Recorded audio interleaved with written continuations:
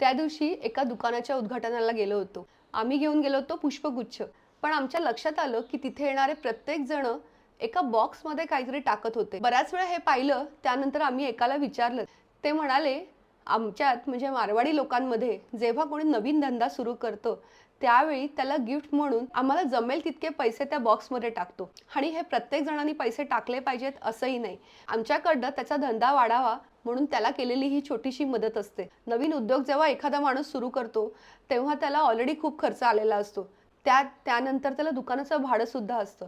ही जी छोटीशी मदत आम्ही त्याच्या दुकानाच्या ओपनिंगला करतो ना, त्यामुळे कदाचित त्याचं 2 महिन्याचं भाडं तरी निघतं. किती छान ना.